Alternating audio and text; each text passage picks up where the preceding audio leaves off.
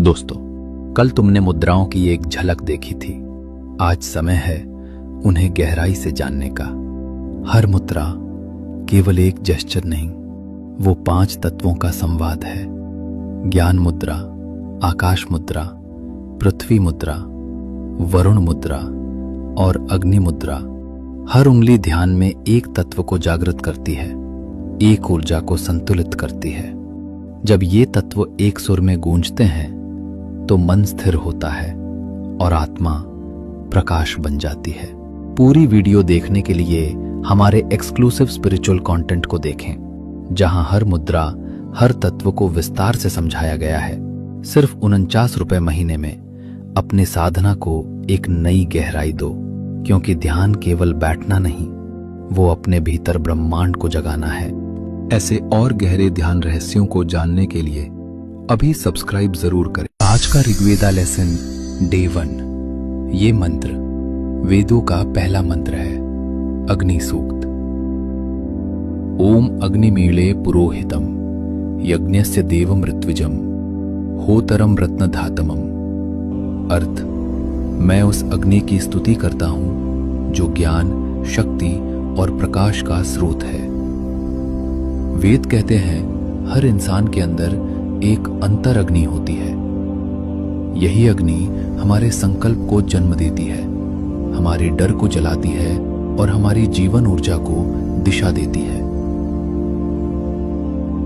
आज एक छोटा सा काम कीजिए जिसे आप कई दिनों से टाल रहे थे।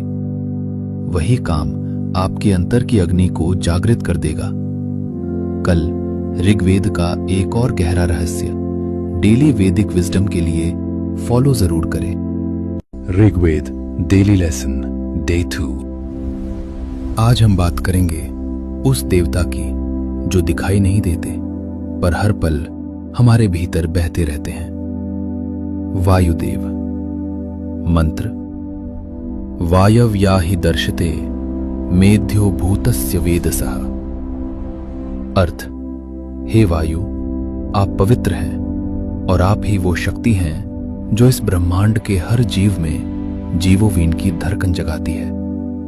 सोचिए, जिस हवा को आप अभी शांत शांत महसूस कर रहे हैं, वही हवा हजारों साल पहले ऋषियों ने भी महसूस की थी। ऋग्वेदा कहता है प्राण ही जीवन है, और जीवन तभी सुंदर बहता है जब हमारी सांस, हमारा मन और हमारी दिशा तीनों एक सुर में हो।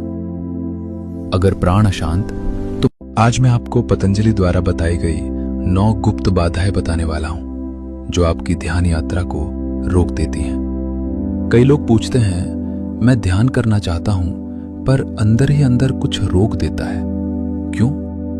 इन बाधाओं को समझना हर साधक के लिए जरूरी है। 1. व्याधि, शरीर का दर्द। पहली बाधा शरीर का दर्द, क्योंकि शरीर ही आपका वाहन है। स्त्यान, मन का भारी होना। माइंड डलनेस, मन को अचानक शांत होना नहीं आता। संशय, संदेह, जहां अनुभव कम और उम्मीदें ज्यादा होती हैं। प्रमाद, टाल मटोल, कल करेंगे वाला मन। 5वीं, आलस्य, नींद।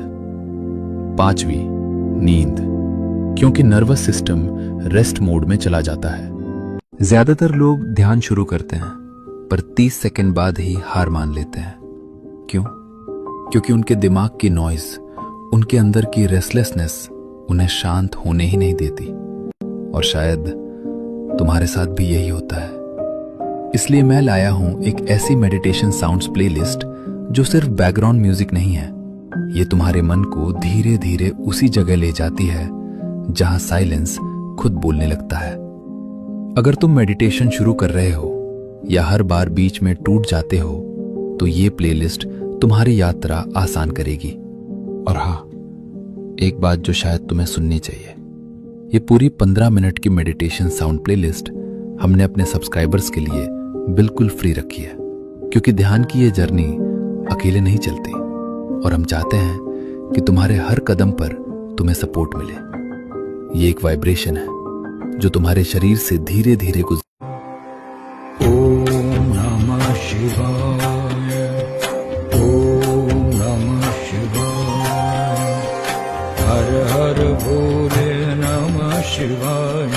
हर हर भोले नमः शिवाय। ओम नमः शिवाय। ओम नमः शिवाय। ओम नमः शिवाय। ओम। क्या होगा अगर तुम अपनी सांसों की रफ्तार को रोक दो और 10 मिनट में सिर्फ 10 सांसें लो? क्या सच में तुम्हारी उम्र बढ़ जाएगी? चलो आज इसे गिनते हैं।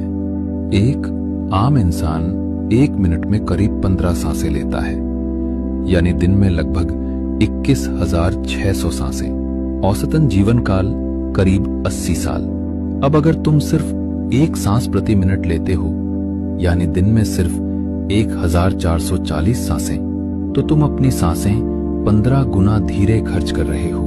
अगर जीवन को सांसों की गिनती में मापा जाए तो जहां आज इंसान की उम्र 80 साल है, वही जीवन अब बढ़कर लगभग 1200 से 1400 साल तक जा सकता है। सुनने में अविश्वसनीय है, लेकिन यही धीमी प्राण शक्ति का विज्ञान है। विज्ञान कहता है जब तुम धीरे सांस लेते हो तो शरीर।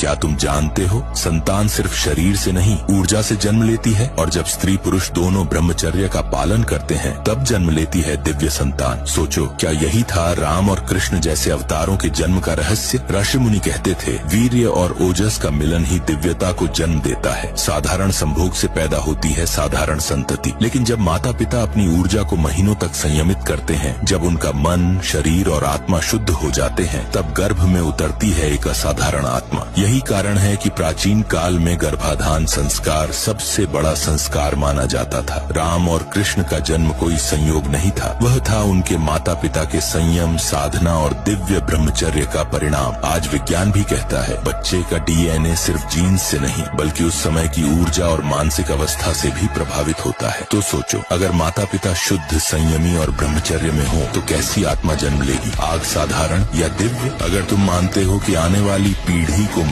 आदिदेव नमस्तुभ्यम् प्रसीद मम भास्कर। दिवाकर नमस्तुभ्यम् प्रभाकर नमोऽस्तुते। सप्ताश्वरथमारूढम् सर्वलोकपितामहम् श्वेतपद्मनाभदेवम् तं सूर्यम् प्रणमाम्यहम्। लोहितम् रथमारूढम् सर्वलोकपितामहम् महापापहरम् देवम् तं सूर्यम् प्रणमाम्यहम्। त्रैगुण्यम् च महाशूरम् ब्रह्म विष्णु महेश्वरम् महापापहरम् देवम् तं सूर्यम् प्रणमाम्यहम्। ब्रह्मिदम् तेजपुञ्जम् च वायुकाशमेव च। ये कोई साधारण ध्वज नहीं, ये अजेय का प्रतीक है। इसे मिटाने की कस्में खाई गई, पर ये हर बार और प्रचंड होकर लौटा। अयोध्या में लहराता ये केसरिया धर्म ध्वज सिर्फ एक रंग नहीं, ये सनातन की सांस।